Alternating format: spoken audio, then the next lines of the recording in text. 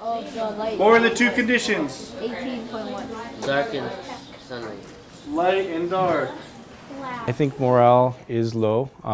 Hawaii teachers are the lowest paid teachers in the nation.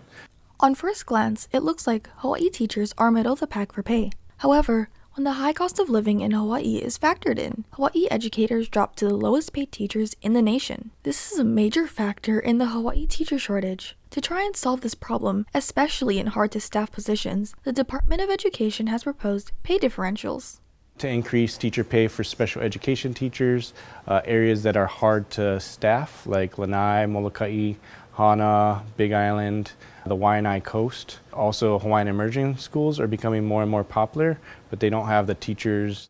Now we do the art stuff. The unilateral decision to give certain specialized teachers a $3,000 to $10,000 per year differential was made by the Department of Education, but is yet to be funded by the legislature.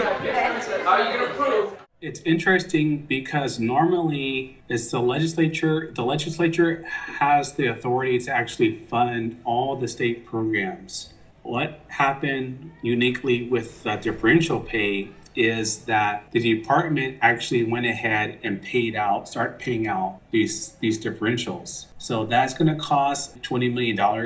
That money, that $20 million has to come from somewhere. But like I said, if it was something that everyone was in agreement, it would be a much easier decision. But there is not agreement. If it was solely up to me, I would first handle the compression and automatic pay increases because that impacts all teachers. That means all teachers would potentially receive a pay increase, and then all teachers would increase in pay every single year as long as they meet, obviously the standards. Woodson, along with many teachers, believe that the best way to attract and retain teachers is to fix the experienced teachers' pay scale instead of offering a select group of teachers differential pay. I think it's going to have unintended consequences that they're not really paying attention to. It would be nice to say that we're all perfect human beings and it doesn't matter that somebody's getting more money, but we're human beings who a lot of us are struggling to pay our bills. I've been working for the DOE for 25 years, and in those years I've had big chunks of time where I got no pay increases at all because there was no money and the economy was bad. And I'm still waiting. There's a lot of us who are still waiting. Because one of the things they did about 15 years ago, maybe closer to 20 now, is they wanted to increase the pay for new teachers, which was absolutely needed. But while they were doing that, they left us behind. I've put 25 years into this. I've always liked teaching. I've loved it. I've done some great things. And it's just upsetting to me when people break promises to me.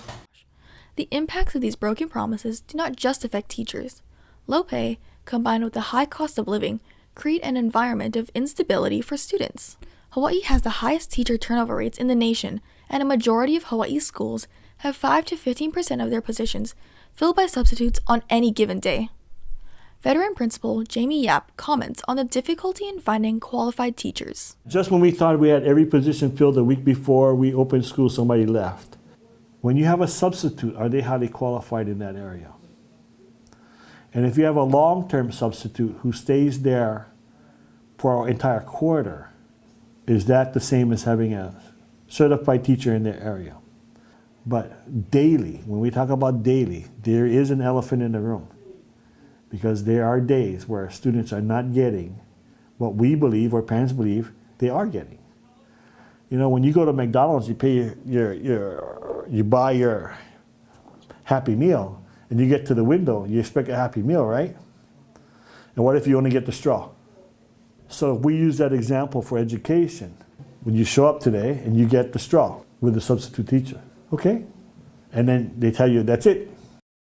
Ali Carr, a junior at Maui High, has personal experience with the effects of the teacher shortage. I'm in high school, and even in high school, I have many teachers who are unavailable. So we have permanent subs. We have a new substitute every single quarter. And that's unfair to us because then we don't have a very constant teaching method.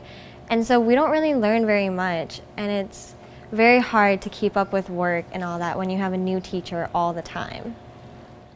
Although Ali Carr is actually in the teaching academy and aspires to be an educator, she doesn't see being a Hawaii public school teacher in her future. I'm not sure if I want to teach in the Hawaii public school system. Mainly it's because of the teaching salary here. Despite the economic difficulty that teachers in Hawaii face, Principal Yap still has faith in the education system. So as bleak I may have made it sound, there's always hope, because when I look around and I look at all the youth that we graduate from Maui High School and the successes that our students have, then it cannot be all that bad.